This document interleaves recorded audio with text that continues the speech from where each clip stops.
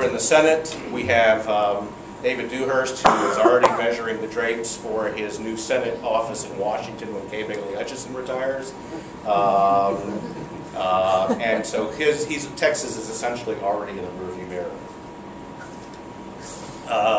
The composition of the Texas Senate did not change. What did change is the pressure to get rid of the two-thirds rule. Two-thirds rule says that two-thirds of the members of the Senate have to give permission before a bill can come to the floor. We now have, that's 11 can block a bill. We have 12 Democrats. And so, in theory, the Democrats can block anything they want. Well, the Democrats are not an organized party, and they are not an organized caucus in the Texas Senate, and it is usually, it rarely breaks down on partisan lines. 90% of what the legislature does is not partisan, it's parochial, it's business-to-business arguments, it's business versus large business, it's cities and counties and school districts trying to fight off new mandates and new tax requirements. I'm fond of saying your taxes are going to go up. It's just not going to be the legislature that raises your taxes. It's going to be the legislature saying, we're not going to do this anymore. You counties, you cities, and you school districts do that, and you find the money to be able to do it. So just because there's a no new taxes pledge, do not believe that that the cost of government is going to go down. It's just going to be what the legislature does best, which is cost shift to other government entities. You know, it's going to be painful, whatever it is. But I will wrap this up because it's what your presentations went a little longer than we anticipated. But what makes this interesting, this session interesting, besides the pain of the budget cuts that are about to come, is we have a governor running for president, and we have a lieutenant governor running for the United States Senate. So 2 of our 3 critical leaders are looking. Texas is already in their rearview mirror. They're playing for national cameras, not for local cameras. Grover Norquist, the anti-tax guy out of D.C., who once said he wants to shrink government so much that you can drown in the bathtub, is going to be far more important than county judges or school superintendents, who are usually considered very serious stakeholders in the legislature. That is one thing. The second thing we've got going is 23 sunset bills, which will affect your utility rates, your environmental compliance related issues, the cost of your gas at the gas tank, there's some very major issues that are about agencies that are about to be sunsetted. All of them will survive except maybe the Railroad Commission. The Railroad Commission is likely to be merged into the Public Utility Commission, and now there's even talk about taking the Higher Education Coordinating Board, which essentially oversees colleges, junior colleges, etc., and merging it with the Texas Education Agency to save money. Those are the kinds of things that might happen. It's going to shuffle the deck dramatically for all the things that you do in the public and private sector, or at least it has that potential. And finally, my favorite thing is redistricting, which, in case you didn't know, is the Latin word for betrayal. They betray each other, they betray the voters. And let me just tell you one quick reason why I have such a big problem with redistricting. Most press guys will tell you the major corruption in politics is money. But I don't believe that. I think as long as money is fully disclosed, it is free speech. You get to, you pay, you play, as long as we as voters and consumers of information get to know who's doing it. The corruption of redistricting is, and for those of you who may be supportive of Tea Party and consider yourself constitutionalists, the corruption of redistricting is that the only election mandated in the United States Constitution is the first Tuesday in November. Yet, when we finish redistricting, we are going to have 90 or 92 rock-solid Republican districts, 58 or 60 rock-solid Democratic House districts. The congressional map after this next election will be locked in place for a decade, and the only election that will count is the primary. Now, this is still a Republican state. It's trending Democrat, or it's trending from blue to purple. Democratic numbers are coming up, and I expect us to be a two-party state by the end of the decade.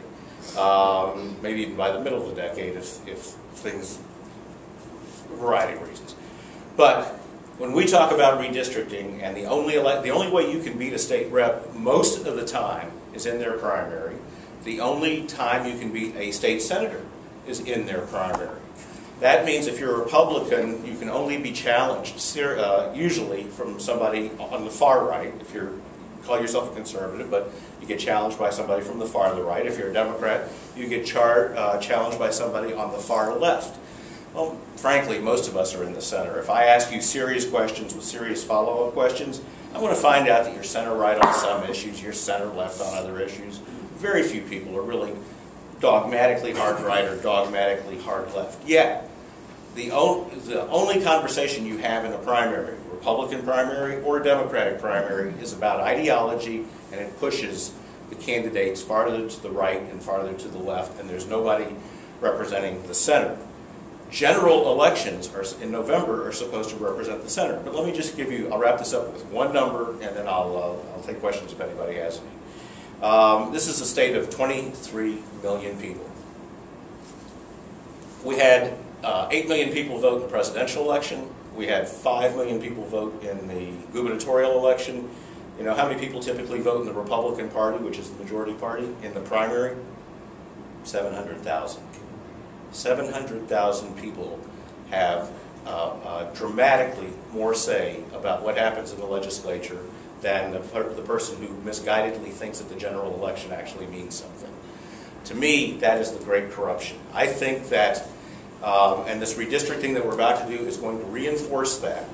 I believe that a Democrat and a Republican or an independent should stand in front of you in November and make their case and get validated by the general election voter, and both sides should have a possibility of winning.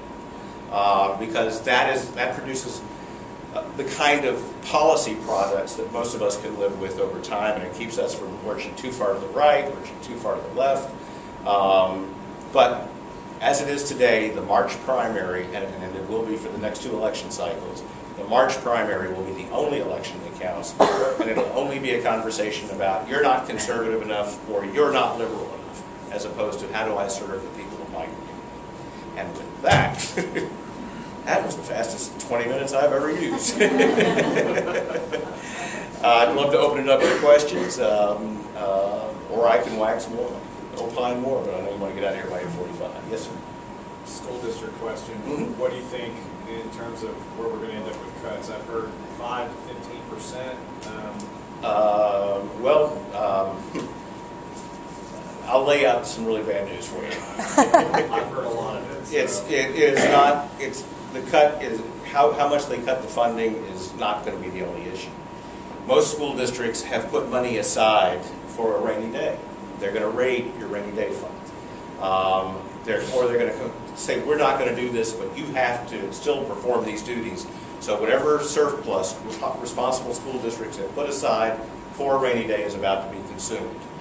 If our sales tax revenues don't improve dramatically, we may find ourselves in a circumstance at the end of next year where that terrible word pro-ration takes place. And that means that even though your teachers have contracts, your maintenance people have contracts, your vendors have contracts, the legislature says, we just can't do it, you've got to cut your budget 7% across the board. And then you start having teacher layoffs, you start having infrastructure layoffs because you're in the middle of a cycle and you can't do it. Republicans have historically had a suspicion of public education. They think that public education school boards waste money on jumbotrons, there's a lot of rhetoric, and they support charter schools and voucher systems as a broad brush. I think we'll see the number of charter schools, the threshold of allowable charter schools increase, but I don't think we're going to see vouchers, although there will be a run at it simply because, you'll laugh at this, out in rural Texas and even in suburban Texas, they think, well, it's really important in rural Texas. You take money from the public schools and you put it into vouchers, it could impact the football team, the high school football team. And that sounds funny, but you get out into rural Texas, 50 miles from here, the center of the community is the high school. And, us very sophisticated Austin types, laugh at that, but it is true. If you impact the church and you impact the school and you impact the co-op, you have eviscerated the community. But that's why vouchers won't happen. I think it's a very bleak prospect unless the state domestic product, you know, goes up to 7 or 8% annually, and we see a surge in revenue. I hope. Well,